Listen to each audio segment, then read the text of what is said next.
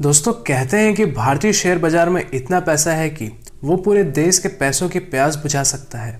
देखिए, ज़्यादातर लोग शेयर मार्केट को ठीक से समझते नहीं हैं और उसके बारे में बुरा भला कहने लगते हैं, जैसे कि शेयर बाजार एक जुआ सट्टा के जैसा है। इसमें बहुत रिस्क होता है, इसमें पैसा सिर्फ किस्मत वालों का ही बनता है।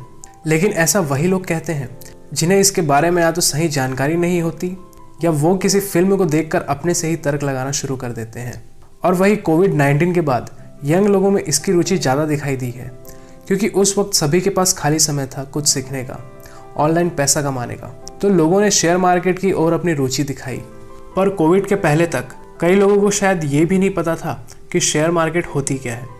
और कोविड के पहले हमारे इंडिया में मुश्किल से 10% लोग ही शेयर मार्केट में इन्वेस्ट करते थे, और वही यूएस में शेयर मार्केट में इन्वेस्ट करने वालों की संख्या 50% से भी ज़्यादा है। क्योंकि भारत में लोगों को जानकारी कम है और लोगों के मन में ये भरा पड़ा है कि ये एक सट्टा बाजार है, या कई लोग रिस्क नहीं लेना चाहते। लेकिन रिस्क तो आपके जीवन में हर दिन है। शायद आप जानते होंगे कि हमारे देश में महंगाई दर, जिसे इन्फ्लेशन रेट कहते हैं, वो हर साल 10% के रेट से बढ़ रहा है। यानी कि आज जो वस्तु 100 रुपये की है वो अगले साल 110 रुपये की हो जाएगी।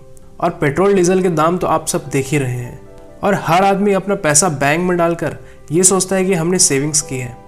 पर बात को थोड़ा समझिए कि बैंक में पैसा जमा करने से वो बढ़ेगा तो बिल्कुल नहीं, बल्कि इस महंगाई के ज़माने में उल्टा घट जाएगा। क्योंकि सेविंग अकाउंट आपको 3% का ब्याज देता है, करंट अकाउंट तो कुछ देता ही नहीं। एफडी में भी आपको 5% ही ब्याज मिलता है, वो भी कुछ कुछ बैंकों में ही। और अगर आप अपने पैसों को बैंक, एफडी जैसे जगहों पर रखने का सोच रहे हैं तो इससे आप सालाना 5 से 6% घाटे में ही रहोगे। और रियल एस्टेट और गोल्ड में भी आपको 8 से 9% की ही रिटर्न मिलती है। लेकिन एक घर, जमीन और सोना खरीदने में आपको अच्छी खासी रुपयों की जरूरत पड़ती है, और इतना पैसा एक मिडिल क्लास फैमिली या फिर किसी स्टूडेंट के पास नहीं होती। बट आप शेयर मार्केट में मिनिमम बैलेंस से भी निवेश कर सकते हैं। सर वॉरेन बफेट, जिन्हें किंग ऑफ इन्वेस्टिंग कहा जाता है, जिनकी पूरी वेल्थ सिर्फ इन्वेस्टमेंट से ही ग्रो हुई है, उन्होंने ये कहा था कि मैंने इन्वेस्टमेंट महज 13 साल की उम्र में ही चालू कर दी थी, लेकिन मुझे लगता है कि मैंने इन्वेस्टमेंट काफ़ी देर में चालू किया। खैर, आपको सिर्फ थोड़ा स्मार्टली वर्क करना पड़ेगा, जिससे आप भी अपनी अच्छी खासी वेल्थ क्रिएट कर सकोगे।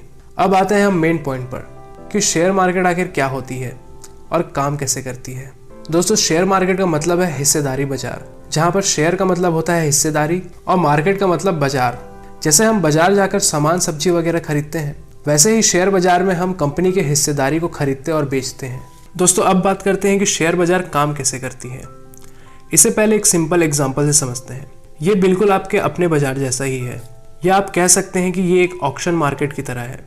ऑक्शन मार्केट मतलब नीलामी बाजार, जहाँ कुछ यूनिक सामानों की नीलामी की जाती है और खरीदने वाला अपनी बोली लगाकर उस सामान को खरीद लेता है। अगर उस सामान की वैल्यू ज़्यादा है तो जिस इंसान की बोली सबसे ज़्यादा होगी वो सामान उसका हो जाएगा। दूसरे एग्जाम्पल में हम अपने सब्जी बाजार से समझते हैं। दोस्तों, ठंडी में अंडों की मांग ज़्यादा बढ़ जाती है, जिसे हम डिमांड कहते हैं। और वही गर्मियों में या कोई फेस्टिवल सीजन जैसे नवरात्रि, दिवाली के समय अंडों की कीमत सस्ती हो जाती है, क्योंकि इसकी मांग कोई नहीं करता और दुकानदारों के पास भी इसकी बहुत सी मात्रा पड़े रह जाती है।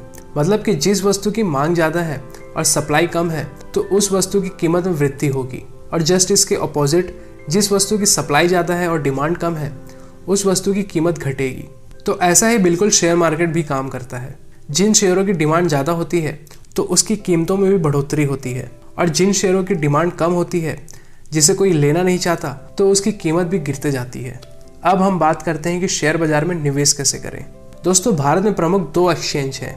एक्सचेंज मतलब आप एक दुकान समझ सकते हैं, जहां भारत की कुल 5000 से भी ज़्यादा कंपनियों की शेयर खरीदारी और बिकवाली के लिए लिस्ट होती है। तो इनमें से एक है BSE, जिसका पूरा नाम है बॉम्बे स्टॉक एक्सचेंज, और दूसरा है NSE, जिसका पूरा नाम है नेशनल स्टॉक एक्सचेंज।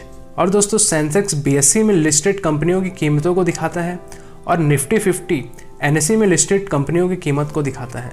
सेंसेक्स में भारत की 30 सबसे बड़ी कंपनियां शामिल होती हैं और निफ्टी 50 में भारत की 50 टॉप की कंपनियां शामिल होती हैं। तो पहले के ज़माने में जब इंटरनेट उतनी नहीं थी, तब लोगों को शेयर खरीदने के लिए NSE BSE जाना पड़ता था। लेकिन आज सब प्रोसेस ऑनलाइन हो गया है। आप घर बैठे ही किसी भी कंपनी के शेयर खरीद सकते हैं, लेकिन इसके लिए आपको एक अकाउंट की ज़रूरत पड़ती है, जिसे डीमैट अकाउंट कहते हैं। डीमैट अकाउंट बनाने के लिए कई सारे प्लेटफॉर्म मौजूद हैं, जैसे कई सारे बैंक्स ये प्रोवाइड कराते हैं और कुछ प्राइवेट ब्रोकर्स भी मौजूद हैं। ये ऑनलाइन ब्रोकर प्लेटफॉर्म बहुत से मौजूद हैं, जैसे ज़ीरोधा, एंजल ब्रोकिंग, अपस्टॉक्स और भी बहुत सारे, जिनकी कुछ मिनिमम सी फीस होती है। इनके ज़रिए आप डीमैट अकाउंट बनाकर किसी भी समय इन्वेस्टिंग शुरू कर सकते हैं। दोस्तों, अब हम बात करेंगे कि कौन सी शेयर हमें खरीदनी चाहिए और कैसे पता करें कि कौन सी कंपनी अच्छा परफॉर्म करेगी। दोस्तों, किसी भी कंपनी में निवेश करने से पहले आपको मार्केट एनालिसिस करना पड़ेगा। शेयर मार्केट में 2 टाइप की एनालिसिस होती है। पहला है फंडामेंटल एनालिसिस और दूसरा है टेक्निकल एनालिसिस। तो दोस्तों, फंडामेंटल एनालिसिस में आप कंपनी के परफॉर्मेंस चेक करते हैं, उनकी बैलेंस शीट चेक करते हैं, मैनेजमेंट चेक करते हैं, उसके प्रोडक्ट चेक करते हैं और कंपनी के बिजनेस को एनालिसिस करते हैं। और दोस्तों, fundamental analysis long term investment के लिए काम आती है। और टेक्निकल एनालिसिस में आप कंपनी के शेयर प्राइस की चार्ट को एनालिसिस करते हैं।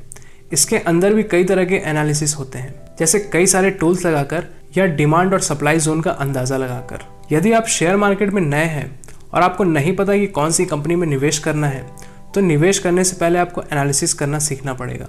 और यदि फिर भी आपको निवेश करने की जल्दी है, तो आप उन कंपनीज में निवेश कर सकते हैं जो थोड़ी नामी गिरामी कंपनीज हो, क्योंकि लॉन्ग टर्म में ये कंपनी आपको नॉर्मल रिटर्न दे ही देंगी। दोस्तों, अब जानते हैं शेयर मार्केट से जुड़ी कुछ इंपॉर्टेंट फैक्ट्स के बारे में। दोस्तों, दुनिया के सबसे महान इन्वेस्टर वॉरेन बफेट ने जब पहली बार एक कंपनी में इन्वेस्ट किया था, तो उन्होंने कुछ सोचा नहीं था। बस उन्होंने उसी कंपनी में निवेश किया था जिस कंपनी का प्रोडक्ट वो खुद यूज़ करते थे। लेकिन जब उन्होंने शेयर खरीदा, तो अगले ही दिन कंपनी के शेयर प्राइस नीचे आ गए और कम से कम 6 महीने तक उन्हें कोई भी मुनाफा नहीं दिख रहा था। ऐसे में वो डरने लग गए थे और सोचने लगे कि क्या मैंने गलत कंपनी खरीद लिया या मेरा फैसला कहीं गलत तो नहीं था। तो ये डर उन्हें खाया जा रहा था। तो जब करीब 10वें महीने में कंपनी का शेयर प्राइस ऊपर आया, तो उन्होंने अपने ही खरीदे हुए प्राइस पर बेच दिया, ये सोचकर कि चलो मुझे घाटा हो रहा था, इससे अच्छा मैं बिना घाटे और बिना फायदे के ही निकल जाता हूँ। लेकिन उनके बेचने के 1 हफ्ते बाद ही उस कंपनी का शेयर प्राइस 70% तक चढ़ गया था। और ये देखकर वॉरेन बफेट बहुत दुख हुए और उन्हें सीख मिली कि मार्केट हमारे लालच और डर का परीक्षा लेता है। शेयर मार्केट उन लोगों के लिए बिल्कुल नहीं जो ये सोचते हैं कि 1-2 महीने में उन्हें अच्छा खासा मुनाफा हो जाएगा। मार्केट आपके पेशेंस और इमोशंस की परीक्षा लेता है। अगर आप धैर्य रखते हैं तो बेशक आपको मार्केट से अच्छे रिजल्ट मिलेंगे। और आप मार्केट में आए हैं तो जल्दबाजी बिल्कुल ना करें, नहीं तो आपको भी ये सट्टा बाजार ही लगेगा। तो आज के लिए बस इतना ही। आशा है ये वीडियो आपको पसंद आई हो और शेयर मार्केट, फाइनेंस और इन्वेस्टमेंट से रिलेटेड जानकारी के लिए जुड़ जाइए हमारे चैनल से। धन्यवाद।